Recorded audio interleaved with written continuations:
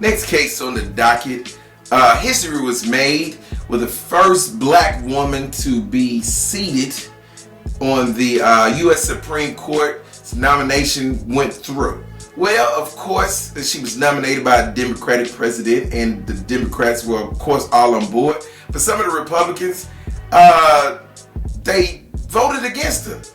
And this is why. Education. She has a vast practical experience, something I think is a real plus. I will vote no. I can say definitively that I like her. I think she's a good person, but I cannot support her. She seems like a wonderful human being. She comes with some impressive qualifications academically and professionally. I will vote no. And indeed, she has a very impressive resume. I am certainly going to vote no. I mean, she's the realization of an American dream. So I will not be supporting her nomination. I enjoyed the opportunity to meet her family. They obviously are and should be proud of her achievements. I can't support her nomination. Very gifted person. She's fought hard to be where she's at in life.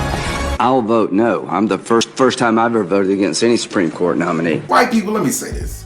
Y'all wonder why black people say racism is strong and why we point out racism in the system. When we talk about systematic racism, this is yet again another example of systematic racism.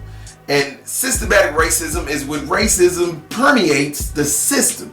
Anytime you have a senator like Lindsey Graham who says that he has never not voted yes for a Supreme Court nominee, but yet this time he voted no, even though he acknowledges she is qualified for the position, what other reason would he have had to not vote for her if it was not simply for the fact that she was a black woman?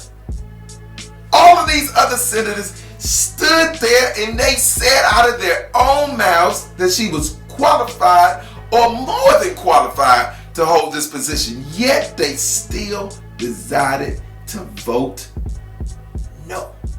Now, I know some good white people are going to get on here and say, hey, but the black dude from South Carolina voted against her too. Is he racist? Yeah, he's racist against his own people. He is what we call a Sambo. He is a nigga who dances for the white people. That's what he does. He out here shucking and jiving for the white man. He has no reason whatsoever. Sometimes you have to throw this whole I'm a Republican stuff to the side and do what's right. And what's right is it is by far time for a black woman to sit on the Supreme Court. And not just a black woman, it is time for an Asian to sit on the Supreme Court. It is time. Why? It's because they are two prevalent minority groups here in our country. It is no reason why an Asian person or a black woman should not be on the Supreme Court. You got a white woman, why you don't have a black woman? You've never had a black woman. You got white men, and you got one black man, but he really ain't black, because he really like the dude in South Carolina, old Sambo ass nigga. So it really ain't no black man on that neither. Thurgood Marshall was the only black man for real to sit on the Supreme Court. So it is actually time for a black man to be on there too. A real black man.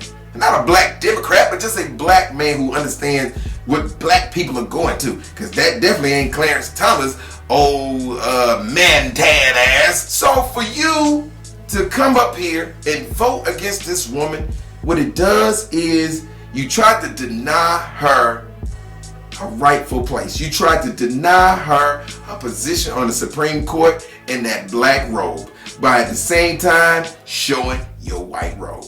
Lindsey Graham and all you senators that voted no for this woman to be on the Supreme Court, I find you guilty, plain, simple, uncut, unfiltered, unmitigated, racist bastards. Next case.